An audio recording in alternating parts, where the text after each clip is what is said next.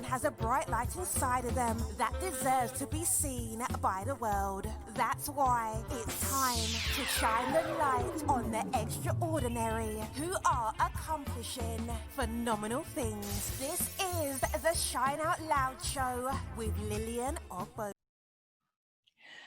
Good afternoon, good evening, good morning, and wherever in the world you are, and welcome to another episode of the Shine Out Loud Show with me, Lillian Ogbo.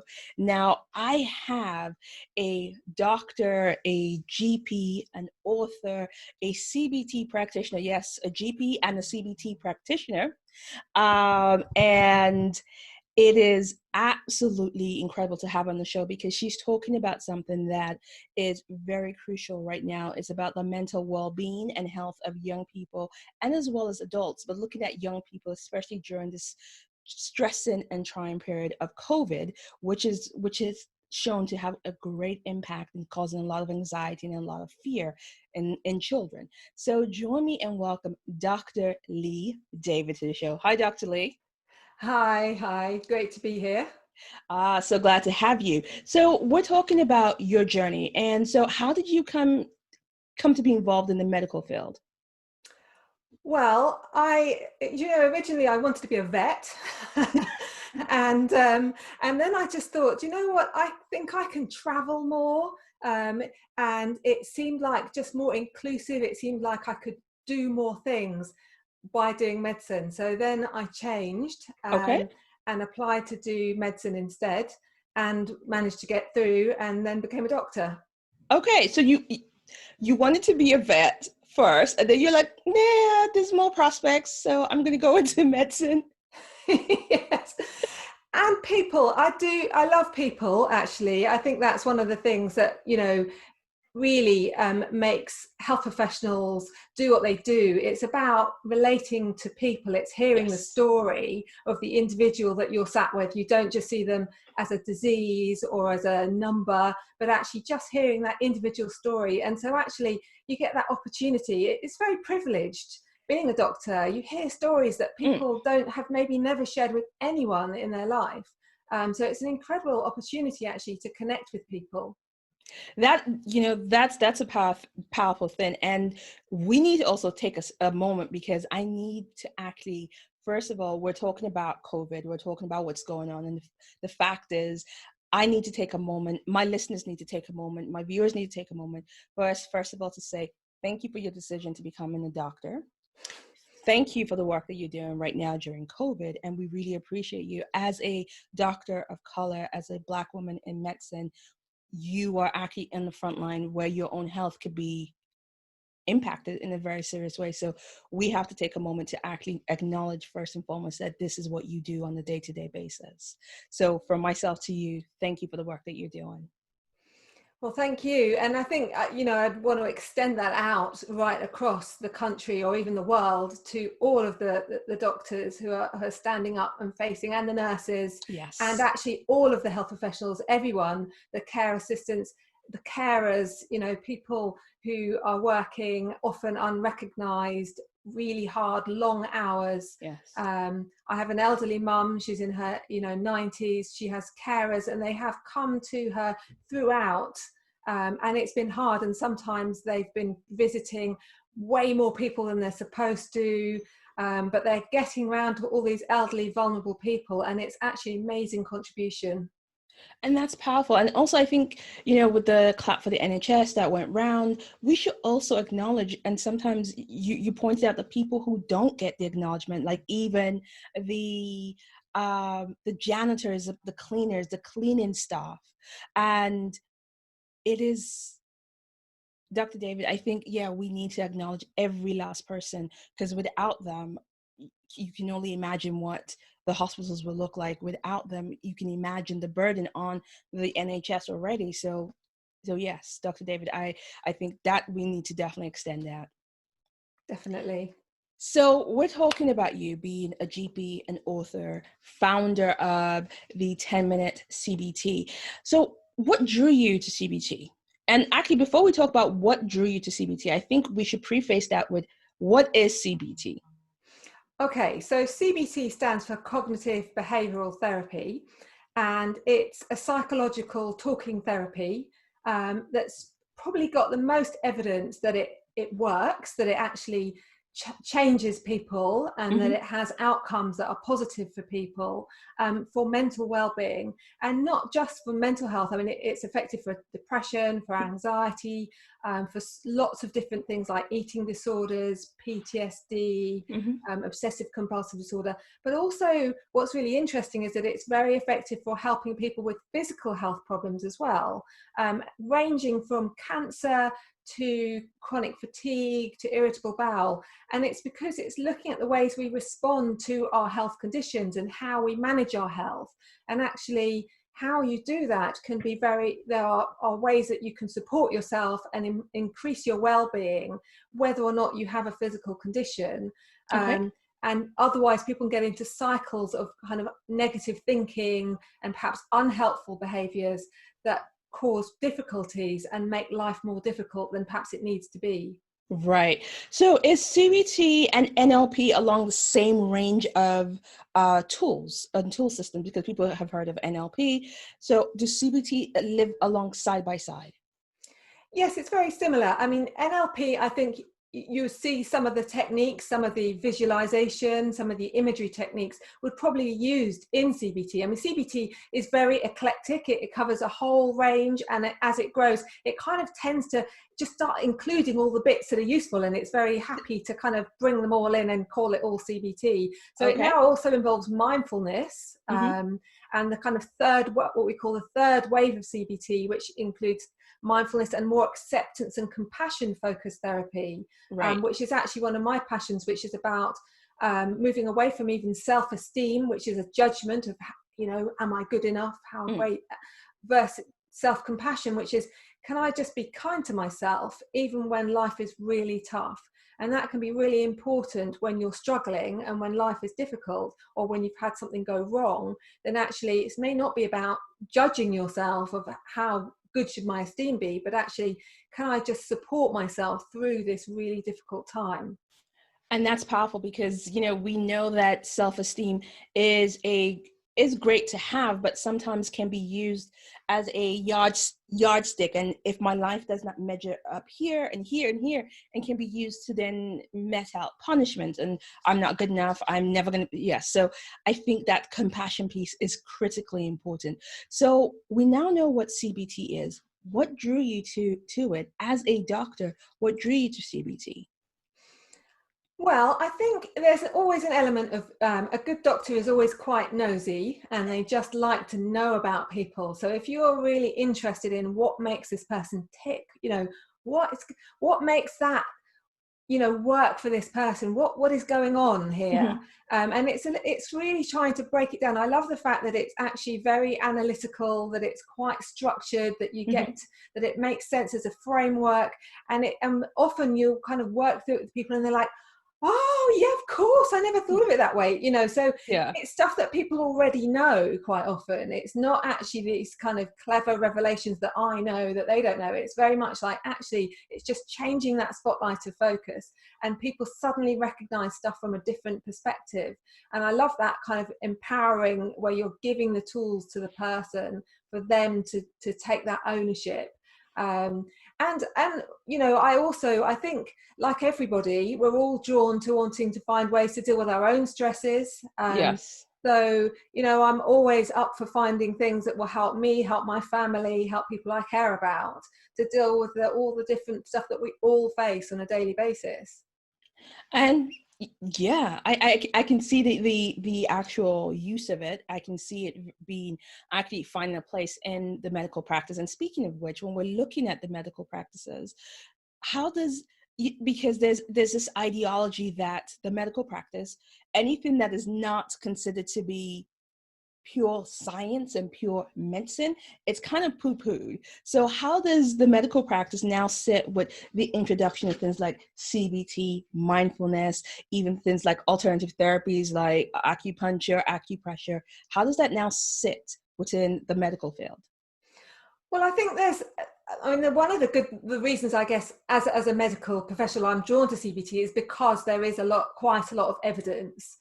So there is a scientific basis that says, actually, this does work. Right. And so I'm always drawn to things. I can't get rid of my medical training that kind of draws me towards that type of thing, perhaps over and above things where there's a bit less evidence. Having said that, I think we're living in the real world, and pragmatism says that if something is effective for somebody, then, you know, as long as it's not causing harm, it's not super expensive or something, then, you know, I'm very much in favor of people exploring their own personal ways of what works. Really, life is about, is this working or isn't it? And that's one of the tenets that I actually use a lot in therapy, is this decision one that's working for you in the big picture of your life? Is it moving you towards something that you care about? Is it moving your life in a direction, if you think about your values, things that matter to you, is it moving you towards that?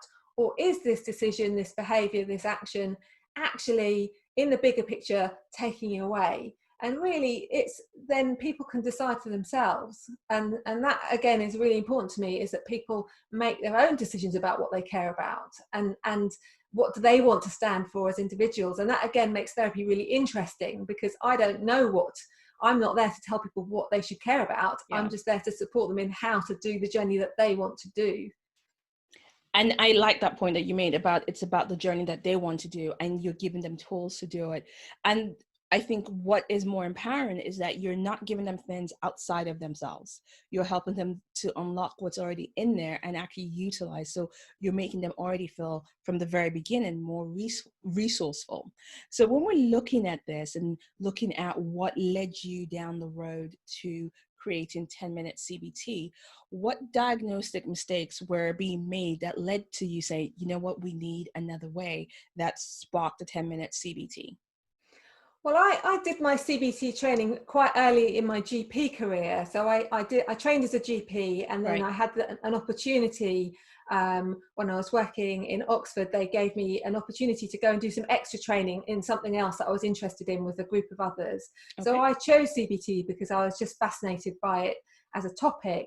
And what I found was that as I was learning the CBT, and I was imagining, well, this is going to be great, I'll be able to have a second sort of area that I can work on, it will kind of keep me motivated, it might give me an extra sort of set of skills. You know, it's always great in the workplace if you've got multi skills. So I did it, and then as I was doing it, what I discovered was that my GP practice, not just, I was learning to be a therapist, but actually my practice as a GP also changed. And I found I think I'm actually better. I think I can see improvements. I'm better at explaining things. I'm better at kind of managing people's mental health, even though I don't have the full 50 minutes or an hour that I'd have as a therapist. So I just became really interested in my kind of scientific mindset. Well, what is it? What's happened to me? What are those changes that I have taken on board? And can I take them out and then teach them to other GPs? And that is where 10-minute CBT was born, because that's an educational organisation. So it's a company. We provide training either face-to-face or online for health professionals. So GPs, nurses, a whole range of health professionals, in just using bite-sized bits of cognitive therapy in their routine work. So it's not trying to say, right, you have to have a therapy session, but actually it's recognizing that, you know, as a physio, you're dealing with someone's back pain, but actually they may also, why they're in pain, is it stress, you know, is stress playing a role? And if you can help boost their well-being, you know, we've done work with people with multiple sclerosis in sort of supporting increasing physical activity. And again, often the psychological, the emotional aspects play a really important role in whether people feel capable of doing more, or how they go about trying to do more, or how they work with their physio. So there's so many things that you can do that actually woven into the routine work that health professionals are doing. If you can bring a little bit of addressing some of the emotional factors that might be getting in the way, then I really feel that you can have much better outcomes. Okay. And I like the fact that you're educating other professionals. You're educating other professionals to see the person behind the condition. Because sometimes I can only speak for myself. When I go in to see a GP, or I'm not seeing my regular GP and I'm talking to someone, and you feel like the person that you're talking with is talking at you. And it's so off-putting because you're like, I'm explaining, you don't feel like you're actually having a conversation. You feel like they're talking at you or over you. And it's like, and sometimes you leave the room feeling like, did I not explain myself properly? So the reason why I bring that up is one of the things that we find is sometimes we do not know how to take charge of our own health process. So what will be the top questions that we need to ask our doctors to take charge of our health, so that when we go in, we know their time is limited, that we ask the right question that give us the right diagnosis, or the right questions that give us the right direction that we need to take to actually deal with what we need to deal with. I think it's two way, isn't it? Because you know, you need the doctor needs to listen, acknowledge what they're hearing, and that's a lot of what I teach, is that skills in communication. Really, it comes back to not, you know, doing therapy to somebody, but actually what words and what and when do you pause, and how do you listen, and how do you, and so there's a lot of reflecting back. It's trying to help people make sense of what they say. Yes. And so one of the key skills for me is this kind of listening, and then rephrase, maybe helping people to recognize what it is that they're actually concerned about. So I think one of the things that's really helpful when you're going to see a doctor or any health professional is just to spend a bit of time thinking about, what is it that I'm worried about? Yeah. You know, what are the, you know, if I had to list it, you know, what are the 2 or 3 symptoms that I've got that I'm concerned about? Why am I worried about them? Is there a particular reason? You know, have I got a family history that the doctor needs to know about? Have I had something before? You know, what's going on? Have I been in contact with somebody? So there's you know, and it's trying to say that quite early, so Right. that you can get the context, so you can say, right, okay, so you've got this, and you've got this, and actually you're especially worried because your dad had something similar, and actually it was a serious illness for them. And so again, immediately you're on the same page really quickly, and that I think makes a big difference. So if you've taken time to know what that is, then I think, because what's always really difficult is that as a health professionals, you have this great consultation and you've gone through and you think, oh, we've talked, you know, I felt I've listened, and then they're just going out got their hand on the door frame and they say, there was just one other thing I was worried about, and actually that is the main reason that they've come, and it's like some really big thing, and you're like, oh, you know, my chest pain, or you know, or I'm really actually very depressed, and you know, something that you can't leave. So then you have to say, okay, come back and sit down. So to avoid those moments where everyone's missed it, and you know, the consultation's gone like separate ways, it's really helpful to know those things in advance. Okay, so there's a way that you're saying, yes, the doctors have to listen, but we have to become very clear about and upfront about what we want to put forward, what are our symptoms, what are we concerned about, what is the major concern, and for a better choice of words, front load that into the conversation so that we get the point across in the way that we want to be heard. Yeah, because 10 minutes goes by, boom, you know, it flies by, that, especially when you've got something complex and lots of decisions to make. So you want to make sure that the key stuff is front loaded, as you say, so that it's dealt with and actually thought about properly, as opposed to an aside at the end when it might be one of the most important things. Okay. And that's crucial. So people, think about your symptoms, think about what is the most important things, think about, okay, you know your time, you have a finite time with your GP, and ask the questions that are most important. And I think that's, once we keep remembering, and also I think we also need to remember that we are also in charge of our health, and we have to think about it, how we treat our career. What do we want? How do we want it to look, feel like? And we have to make those decisions. And we're talking about COVID, and we know that it's unprecedented. The whole world is on timeout. It's changed the landscape of everything. It's changing how we live our day to day. And we've seen more people suffering from mental health issues. And a lot of it has to do with the isolation with lockdown. What can we do in a very practical way to maintain our mental health during this time? And that's a huge thing. And I think it's not just now, but it's going to be as we come out, because I suspect there's a lot of anxiety, and that's partly managed by people locking themselves away by lockdown. And as we're having to come out, then the anxiety might start to increase, because there's a kind of that sense of risk is going to go up, and so actually the anxiety might go up as well. Exactly. And I think we're going to see a wave of kind of stress, and it's going to be behind the COVID, and we have to make sure that we're really recognizing and dealing with that effectively. So we've come up with a sort of a 4-step approach of what people can do to manage their well-being, which we've called Face COVID. Okay. And it's designed for young people, but actually it works for everyone. It works for me. So I think, and so I talk about it quite a lot. So it's 4 steps. It's FACE. Okay, so I'm writing that down right now. Okay. So we've got F, which is focus on what you can control. So that's just remembering to choose. There are a lot of things we can't control in this pandemic. We can't control the politicians. We can't control our neighbours. We can't even control the anxiety or the negative thoughts that we might get in our own minds, because you can't actually control your feelings or your thoughts. They're just things that we experience. So what can you control? Well, you can control your actions, you can control your behavior, and you can choose things that are within your power to make, and then you feel less powerless, and that reduces that sense of anxiety, because we're starting to feel less powerless, less out of control, choosing things that we can do. So that's a really important starting point. Okay.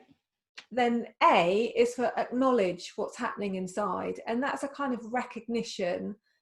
It's a bit like mindfulness. It's knowing, what am I feeling, what am I thinking, what's going on for me, and what do I need to address? Because if I don't know, if I'm feeling anxious, I need to know that, because then I can do you can something put your about finger it. on it. Yes, exactly. And it might be a kind of labeling thing, where we just saying, I'm having feelings of anxiety, I'm having worry thoughts about this happening or this happening, I'm having these images of pandemic, of people in intensive care, it's really scary, the masks, or whatever it is. And just by acknowledging that is going on, it gives you again that power to make decisions about what to do that are going to be helpful, that take you back to that towards or away thing that we mentioned earlier. Okay. Then we have C, and it's commit to a plan. So that's choosing, what can I do? And it's actually setting yourself some goals and doing them. So changing what we do, our own behavior. So that's kind of focusing on back to the stuff we can control. And I'm a real believer in micro steps. So when you set a plan, you actually choose a step that's tiny, that doesn't feel like it's going to make any difference. And you think, is it really worth doing that? But actually what you're doing is breaking kind of unhelpful patterns of behavior. We're shifting out of maybe habits, which we can get into mental habits, we can get into kind of unhelpful habits. And so it's taking tiny steps. So it might be going for a walk in the garden before you try and go for a walk outside, outside the house. It might be finding your trainers in the garage and putting them by the front door as a start. That's your micro step. So it's just these tiny, going to the post box, just looking out of the window and just having a breath, just to remind yourself that the world is out there. So there's all these tiny little things. It doesn't have to be these mega moments where it's overload and I can't do it, and then I was just going to give up and feel like a failure. I know. I think my favorite one out of your C steps of the commit is something as simple as spending an extra 10 minutes in the shower. I'm like, I can do that. Yes, exactly. And you know what? And just enjoy it, or just be mindful of it. Feel the water on your shoulders. Breathe in, just smell your shower gel. And that is mindfulness right there. It's just noticing the moment. So it's engaging what we do with attention. So our mind is not sort of focusing on, what does that happen? But actually, what's happening right now? We can't control. So right now I'm in the shower, and so I can shift my attention and notice my feet on the ground and notice the water. I can look up, I can look at the sky, as I'm walking, I can take a step. And all of those things I can control. Yeah, I absolutely agree. For me, I've noticed just myself that I'm fine. And as soon as I have to go out where I can take a walk to the park, I'm fine. But as soon as I have to go into, let's say, a store, I literally have moments where I totally freak out. It's like, oh my God, there are too many people. I have to literally have to catch myself and go, no, this is absolutely fine. These are the steps you're going to take. This is what you're going to do.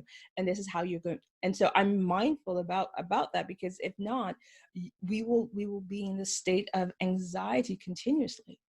Absolutely. And when you're starting to notice that, and what's really great that you've noticed it, and that you're able to say, oh, I'm getting anxiety, this is coming up for me now, or the shop's coming nearer, I'm starting to feel anxiety.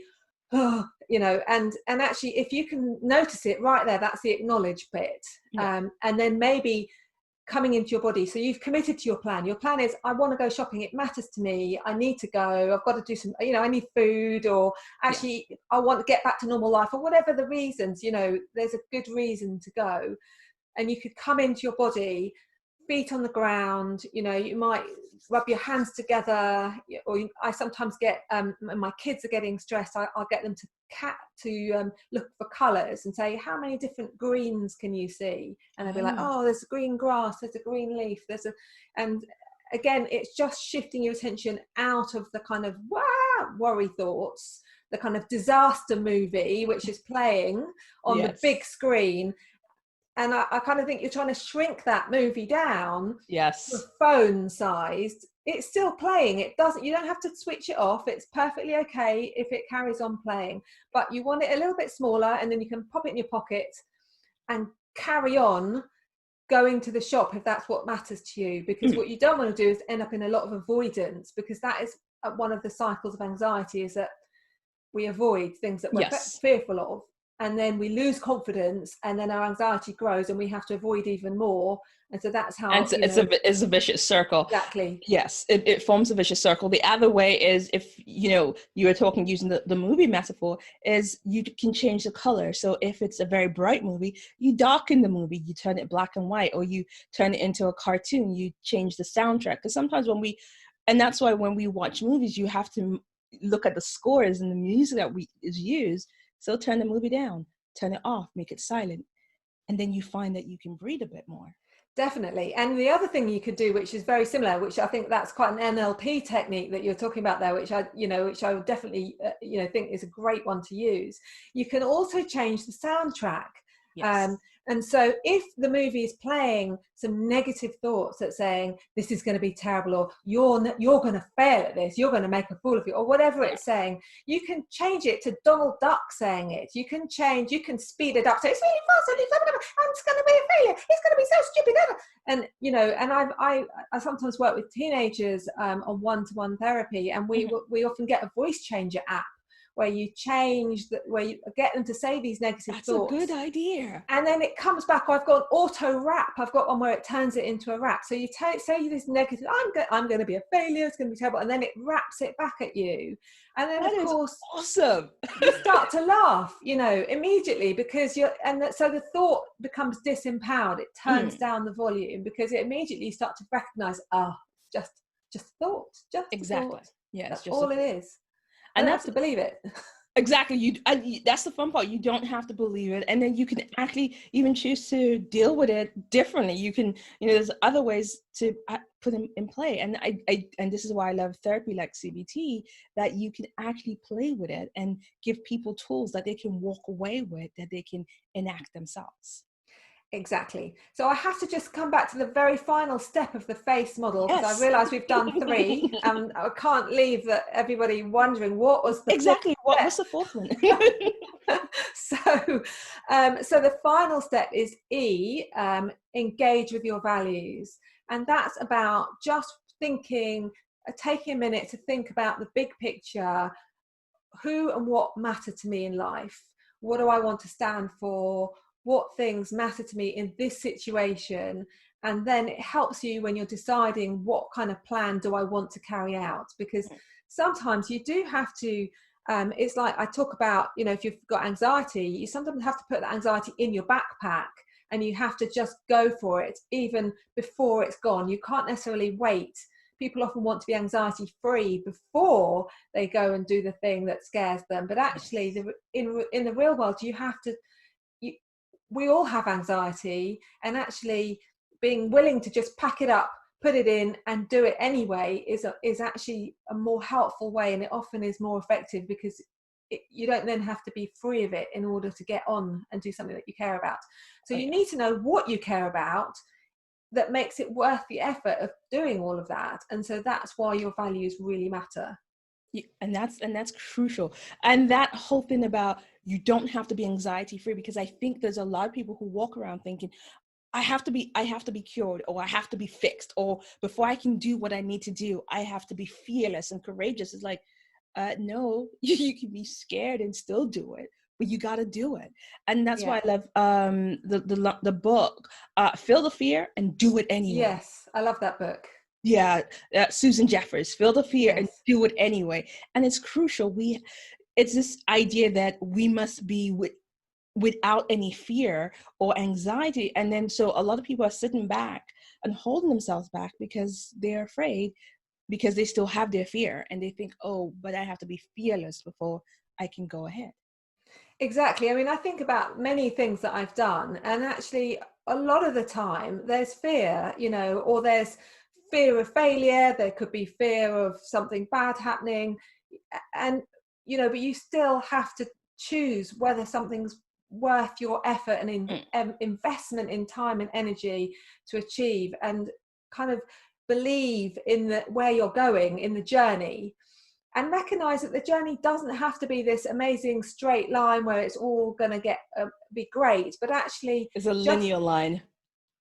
But just going in a direction towards, even though it might be weaving a bit, but as long as we're moving life in the trajectory, roughly in a direction that matters, then actually that's really valuable thing to do. And it's crucial. It's crucial because we're never going to be fearless. Dr. David, you are a doctor. You have done many amazing things. So I'll ask you this. Would you say that you are totally fear-free and have no anxiety whatsoever? I would 100% not say that. I have fears, and I think they make me a better doctor. I think they make me a better parent. They make me a nicer person, because I've experienced the difficult feelings. I've experienced, there's been a whole lot of stuff in the media about racism of late, as you'll be aware. Of course. And we've all experienced those things, and those things shape us, and the acknowledge part is about saying, yeah, I have all of that stuff, and I recognize it, and then I take it. I think it's a question of becoming bigger to make space for it, basically. So I feel like you're not trying to get rid of any of those bits, but we're trying to increase our capacity so that we've got space to have all of that inside, plus all of the other bits as well. And so that we can then make these choices about, given my experiences, who do I want to be? Back to my values. What do I want to stand for? And that's how you then hold all those fears inside, is by and I think mindfulness can help with that a little bit, that expansion. I see it as a way of kind of making space inside me. I like that imagery. I do like the vision of it's not that you're getting rid of the fear, but you're making yourself bigger. And so if you want to think about the fear in terms of to your new expanded self, it kind of lives in the basement of you, and you grow. I like that imagery, and I think we need to share that imagery more, because there's this idea and get rid of the fact that we have to be fearless, because I don't think I've met anybody who's fearless. No, exactly. And the other imagery that I use quite a lot is recognizing the parts of yourself as that are struggling, that are fearful, as a kind of a creature like a puppy or a kitten that's gone out and got wet and cold and muddy and lost overnight. Oh. And then you hear a scratching on the door, and you're like, oh, where's my new pet? And you open the door, and there they are, and they're all scratched up, and they may even be bleeding. They're wet, they're muddy, they're a bit stinky. And so that's the difficult parts of ourselves, is that we really, part of you wants to just shut the door and go, God, I don't really want to take that on. But actually that fearful part is a part that actually is needing of care, and often maybe very young part of ourselves as well. And so what does it need? You know, the part of us that's fearful, it needs to be picked up. It needs to be kind of back to compassion. It needs to be cared for, wrapped in a towel, you know, dried off. And it might be fighting us a little bit and struggling, because that's what happens when you've got difficult feelings. They're not very comfortable. And so the instinct is shut them away, push them out.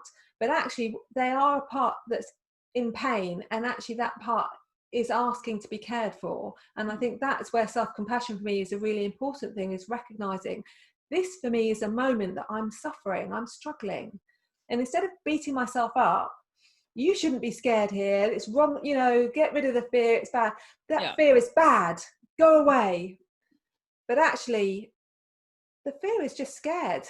It just basically needs a bit of a hug and a bit of a stroke. And I think that imagery for me can be very powerful in kind of how strong you have to be. And so actually that's where compassion can be strength. Because being able to stand and hold that scared part of you, stand still and do the thing that's right for you, can often be much harder than actually instinctively doing what we might do that's unhelpful, whether it's kicking out, running away. You know, there's all kinds of things we do that sabotage ourselves. We eat unhealthily, we have too much to drink. You know, there's plenty of ways that we can choose that are harmful to ourselves, and we're doing it as a kind of shame thing. It's like a kind of beating ourselves up. And I think and I you know, it's something that's been educated into us. And you know, if you are wrong, you know, we're told you fail, you're wrong. And so I think there's a re-education, and I do like the imagery of your fear being a wet, stinky puppy that just needs some love, needs some TLC, and the wet, stinky puppy actually can turn out to be great when you know, clean it up. And I do like that imagery. It's actually quite cool. So, you know, we're still looking at CBT. We're looking at the 10-minute. We're looking at the book. Your first book was using CBT in general practice, the 10-minute consultation. Now, when this initially came out, how was it received by other GPs? Because again, we're going back to medical professionals who are, well, I know what I'm doing. So how did they take to this new concept? Well, it was really positive actually, and people have been, I think I get very enthusiastic about it. And I think what I say to people is, look, you have amazing skills. You know, I'm not here because you don't have that, but actually we can all add. I found this way of adding some tools to my toolkit. And as GPs, you have to be able to do a little bit of everything. And so actually this is just another skill to help do one element of your practice and hopefully support you and be able to do that in a slightly different way that you might find helpful in some situations. And actually people have really been very positive about that. And so I would say it's been a really positive experience for me. And that's very good. And I love the fact that you are excited and you can hear you're passionate for it. And when it comes to parents, when it comes to not just the medical community, how can we actually incorporate the 10-minute CBT into our own lives and using it with kids? How can we use it to manage behaviors? And actually, I think, let me just add one more question before you start, is how old do the children have to be before we can use it on them? Well, I think you can start, you know, using these concepts really, really young. And it's, you know, I was talking to a friend who's got a 3-year-old, and I lent them one of my kids' old books on feelings. Right. And she said she's gone from saying sad, sad, sad, sad to worried, afraid, joy. So she's got this vocabulary about feelings, which I think is really important. So one of the first things is using a kind of 5 areas framework. So being able to recognize feelings, thoughts, behaviors, and what's happening in the body, and then what's going on around, and break it down in that way. And you can start doing that with really young children. You can talk about feelings and thoughts and just bring it into the vocab. And I think that's a really important thing that we should be doing more. I wish it was in the curriculum, to be honest. I would love to see some CBT. That would be my next campaign, would be to bring this into how we should be teaching the population to recognise and to be able to recognise. I have children who are 8 and 11, and we talk about it quite a lot at different times. Just simple things like feeling your feet on the ground if you're starting to feel a bit anxious. And it's just little things that can be very powerful. So it doesn't have to be 10 minutes. It might be 1 minute. Right. And I think bringing it into schools will actually change how we function as a society, because then we can check in, because some of the things that we're suffering now in the society with everything going on wouldn't happen if we were more in tune with our own feelings and more aware. And speaking of that, I do know that there is the feeling song, which is aimed at toddlers now. And so, because I have nephews who are 3.5, and we've gone through the feeling songs, and he goes, one of them will go, I'm like, what's that? He goes, angry face. I love that. So he goes, angry face, happy face. And so, they now have these nursery rhymes that take them through that. So I think that's probably how it's going to sneak into the curriculum, through songs and play.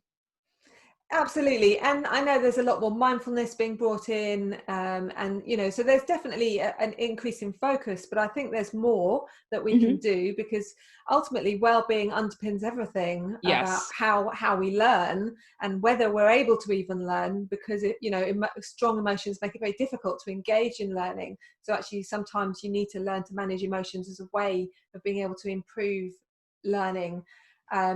So we have for the COVID situation, developed a sort of a short video education module aimed at teenagers. Okay.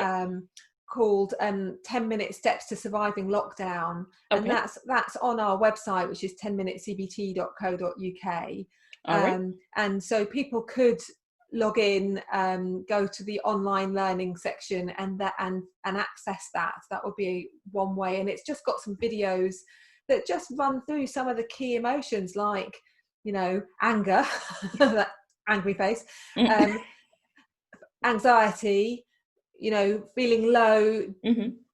I'm getting a lot of parents saying that their young people are saying that they're bored, and I think there's a fine line from boredom, which can be healthy if it leads to stimulated doing something about it, but if it just leads to kind of lethargy, sort of falling into gaming on a without respite, lack of contact with the world, then that actually can lead to low mood, right. And you worry about kind of people getting depressed as a consequence if there's a lot of avoidance of kind of social contact.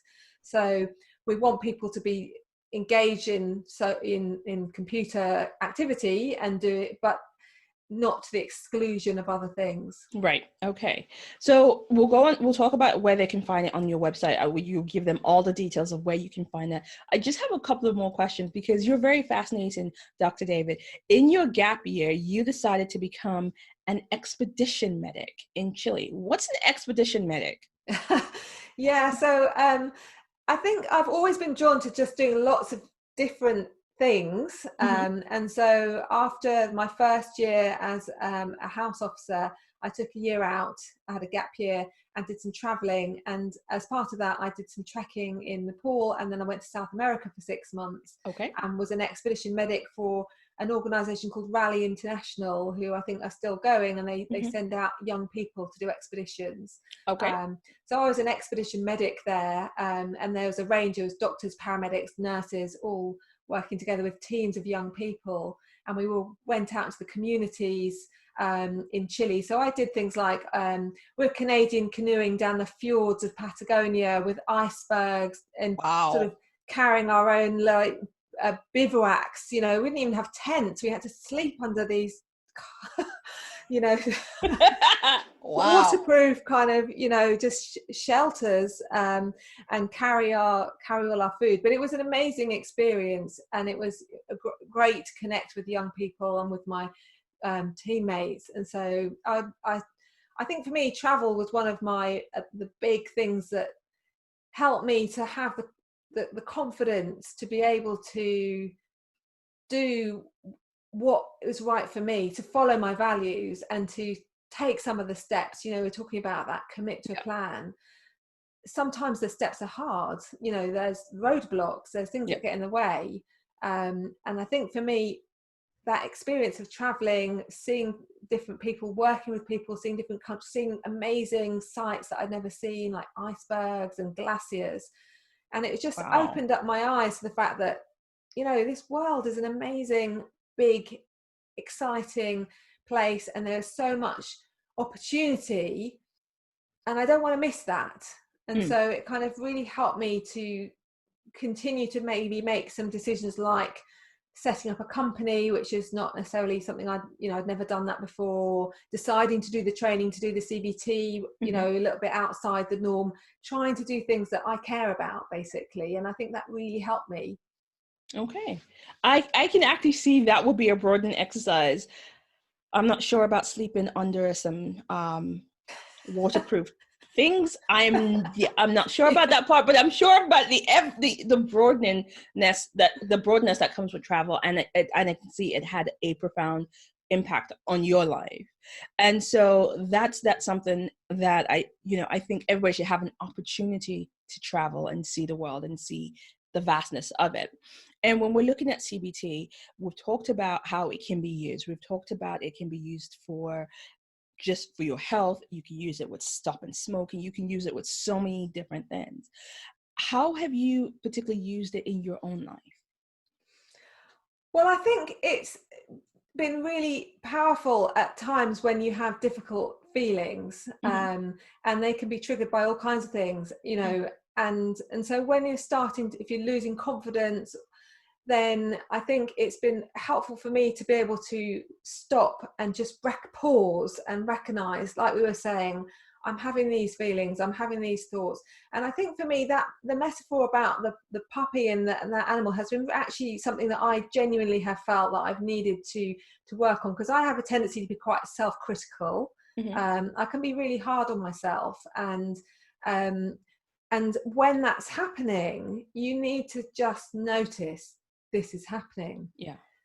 And actually, I'm starting to beat myself up here. I'm starting to be critical, and it's actually, do you know what? It hurts. It's not a very nice feeling. And just noticing that and just letting go a little bit of the story of, you've done it, you shouldn't have said that. You should. Why didn't you come up? What will they think? That old story that can come up. And when that's starting to play, and when that's my old friend, that record can start to play, it's scratched and grooved, and it will play itself out. But if I'm now at the point where I can say, here, okay, I see you, for old friend, and just sort of make a bit of space for it, and try and be kind to myself, and then get back to, and not allow it to make me then do something else that I then regret. And I think that's crucial, because those voices never go away. No, it's funny you call them your old friend. I call them the chimp committee. Yes. I call them the chimp committee that have cheap seats, and they're basically just paid to heckle you. And exactly. They don't go away. And I think that's something that we need to get back to talking about, in the sense of, they never go away. They're always there. They will elevate as you grow. Their story will change, but they never go away. So if we're waiting for that moment for them to be totally quiet before we do anything, we'll never do anything. No, exactly. And actually, what usually quietens my lot down is by doing something that actually is a positive thing for me in the bigger picture. And then they like, oh, okay, because just engaging in something important, and then their voices kind of drift off because other things start to take much more focus. I treat them like I would treat a mugger. So it's, how we're told, if someone wants to mug you, take your wallet, throw it in the other direction, and you go in the other direction. What I do is I do exactly that with the chimp committee. I throw them questions for them to ponder on, and then I run off. literally run off. Yes. So I'm like, when they start going, yeah, you're never going to be any good, I go, what? How so? What exactly do you mean I'll never be any good? What, good at eating, good at breathing? I've been breathing since I was born. I'm kind of fairly good at the breathing thing. And I throw foolish questions to distract them long enough so I can kind of tiptoe away and do other things. Definitely. And I think the key is the doing of the other things, you know, whatever it takes to get you to those other things, and making sure that what those things that you're doing, that you tiptoe away to do, are things that you want to be doing. They're not things. The danger is if the things that you tiptoe away to do are things to try and silence the voices.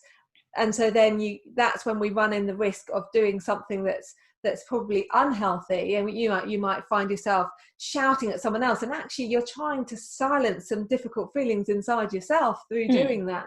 And so what the key is to make sure that whatever you choose to do, it's because you value it. Yes, and it's not a reactionary thing. I think that's important. I think we need t-shirts with it. Yes, definitely. Yeah. So, you know, we're talking about CBT, we're talking about your journey, we're talking about a 10-minute CBT program. And one of the other things that we know that CBT is good for is resilience and the practice of resilience. So how do we bounce back? How do we build our own resilience muscles on a day-to-day? Well, I think that's a hugely important thing. And I'm actually a great believer in kind of negative stuff having a message. And actually, it's, you know, nothing in life, it comes just positive. And so, in fact, we learn, we grow through whatever experiences we have. And, you know, sometimes what in the short term feels negative turns out to have been a blessing later on. So I think for me, it's about big picture thinking. It's and you know, I think there are times in CBT that you focus in on the detail and you're recognizing I'm having this specific thought right now, or my feet are on the ground. And there are other times you kind of need to be able to pan between both. You need to also be able to look at the stars and, you know, spot the shooting star and look at the panorama and recognize how big the earth is and actually how small we are. And we need to be able to shift between both of those perspectives. And I think resilience for me involves doing both of those things. So it's being able to stand on a hillside and look at the huge panorama of the world and say, in the bigger picture, what does this mean actually? And, you know, is it really that a big a deal? Because quite often the thing that feels like a catastrophic, you know, disaster is just a minor blip you know, in the bigger picture of your life. And then it's coming into the small details as well, recognizing, acknowledging it might be a small thing, but I am having some big feelings. Okay. And so they have to be acknowledged. They're real. The anxiety is real. The tightness in my chest is real. Yeah. But I don't want to allow that to stop me from doing what's important. So it's just coming back. And I know I'm kind of saying this a lot, but I think it's recognize, acknowledge, and then come back to what matters. Yeah. Because if we with trauma, for example, there's a lot of people who are having some traumatic experiences with the COVID. You know, it may be being in hospital, not having, you know, all the health professionals wearing masks. It may be, you know, fear for your own health, for somebody you care about, not being able to visit. There's a lot of traumatic experiences. And so for dealing with this, it's really important that we do acknowledge and recognize what's happened, and that we talk about it, and that we don't try and block it, because the majority of people who go through a traumatic experience, if you talk about it and are able to share it in small ways, it often will resolve. You're able to resolve the trauma in your mind, and it only really becomes post-traumatic stress disorder when we're not able to do that. And if that's the case, then therapy is very effective. So it's really important that people do seek help if they've had a trauma. Okay. But if you've just had a difficult experience, it's really important not to shut that away or to turn to something like alcohol as a way of blotting it out. That is a way to not process, and that's the opposite of resilience. That kind of is storing up problems to come later down the line.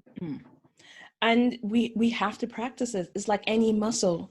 it only grows when we practice it, and it takes time. It's not something that we are born with, or we have a finite amount. We have to practice. Absolutely. It's practicing doing stuff. We do stuff not because we're necessarily feeling great at that moment, but because it's leading us in a direction that matters. And often the good feelings come down the line. They may not come at the moment of taking that action, and so that can be difficult because you're kind of having to do something and it doesn't feel great. And actually it's only later when you stop and think, oh, do you know what, I'm really glad I did that. Exactly. I think that's how I feel about going to the gym. That's 100% how I feel about exercise, and so for exercise I have to kind of lull myself into it. But I always say to myself, look, if you just want to walk today, just walk, don't worry about it. So that's my micro step. I just want to be out there moving my body in some way, and if I don't feel up to doing a big fast one today, which is then fine. And then often as I get out there, actually I feel a lot better, and then I actually do more than I was and so I convince myself by setting these micro goals and not overloading the expectation. Mm-hmm. And I think that's the word, not overloading the expectation. On our road to resiliency, we take it one step at a time, give ourselves the micro goals, have the expectation that things will get better, but don't overload, because I think that's another thing. We set ourselves up sometimes. We're like, yes, we're going to do this. And then when we don't meet it, we then give ourselves further reason to go back to whipping ourselves. And I think that's so powerful. And the other thing I think is that we can be a little bit too outcome focused. So it's a bit like, say my kids have a maths problem that they have to do, and they're like, am I going to get it right? Am I going to get it right? And like, well, does asking yourself if you're going to get it right, does that help you to get it right? Because actually all it does is get your mind occupied on something else. Yes. I was talking to someone who had some anxiety about horse riding.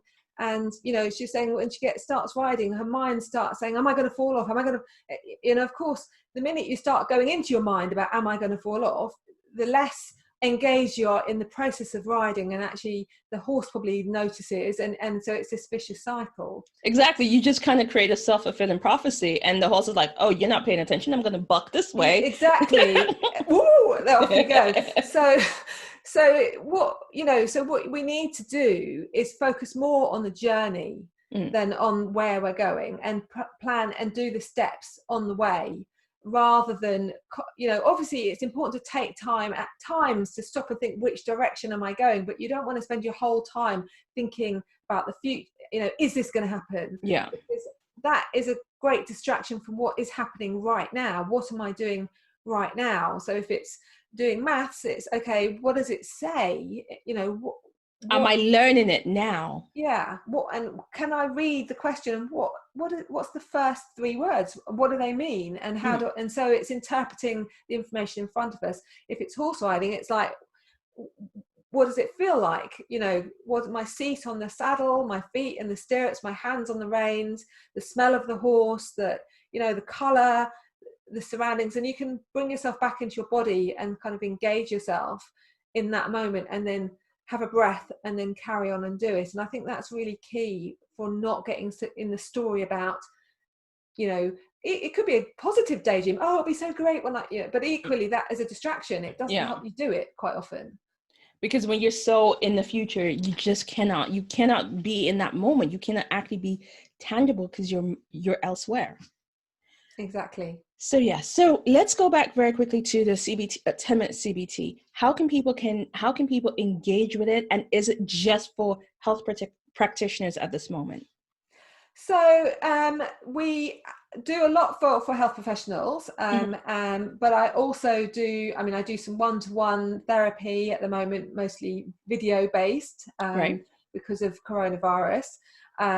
So that's available via the website, or there is the video program, which could be watched by young people aged, I would say 12 to probably 19, or by parents. I think actually it's a really helpful thing for parents to watch, preferably with the young person, and talk about it, because I think the conversation you have about it is probably the most powerful way of how might you bring this into your life.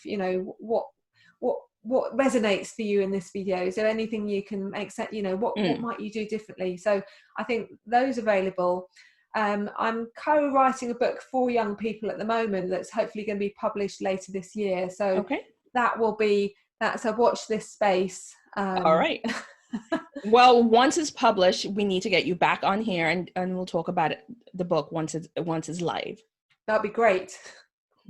Awesome. So what's the website? We've been saying 10 Minute CBT. How can people find you on social media? How can people connect in with you?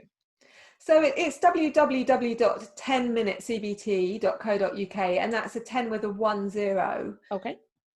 Okay. And you're on LinkedIn, you're on Instagram, Twitter, Facebook? Yeah, I'm on Twitter and Facebook, yes. Okay, so folks, you know how to find Dr. David and the 10 Minute CBT. Look out for it because it's crucial that we maintain our health, not just our health, but also for our young people in our lives right now. And I think it's actually crucial. So I've actually, funny enough, I actually watched the video last night and I'm like, oh, so I realize I'm not the target group, but it's a good video to watch because it actually pulls your attention to say, how am I being intentional with what I'm doing? Yeah, exactly. Okay. So we have reached that point in the show where we talk about our So Loud moment of the week. What is your So Loud moment, Dr. Lee Davids? So I found it really hard because I'm as we've talked about today, I love micro goals and I like lots of small things, and I feel like it's a multi-step thing that's got me. But I think there's two moments that I wanted to mention. Okay. And one of them came, I think it was in my second year at medical school, having come from a comprehensive school where and then coming to medical school where there was a lot of people who'd been to public school. They're very articulate, very intelligent, full of energy. And I was very intimidated. I always thought, wow, do I fit in here? I don't think I'm as clever as these people. They all seem to know what they're talking about. They're all more confident than I am. I'm not very good at expressing myself. I don't know. And so the first year or so, I found it really hard to adjust, and I was questioning, is this the right path for me? Mm-hmm. And then in the second year, it kind of all clicked together. I found some people that I connected with that sort of, I had a really good some relationships where people were eclectic and they had some diverse views, which I was suddenly like, oh, thank goodness, I found my tribe. Yes. And that really made a difference. And then at the end of that year, I won a scholarship for my exam results, awesome. Which enabled me to go and do an extra qualification, a third year in philosophy and sociology of medicine, and which was a really great year for me because it enabled me to see again things in a slightly different way, not just the norm, but it was looked at all kinds of different perspectives. And so that moment that I won that award was for me huge, because I really had thought I'm not of a standard like these people. And then to actually win it based on my academic performance in that setting, it absolutely blew me away, because I could afford to go and do this extra degree, which I couldn't have done otherwise. And it kind of just acknowledged, look, you could do it, if you put the work in. I worked super hard. Don't get me wrong. I was a complete nerdy geek. I worked all the hours. It did not happen through, luck. I earned every moment of that, but it taught me that if you do work really hard, you can do it, and you have that capability if you work in the right ways and you choose, study techniques that are effective. Yeah, you can do it.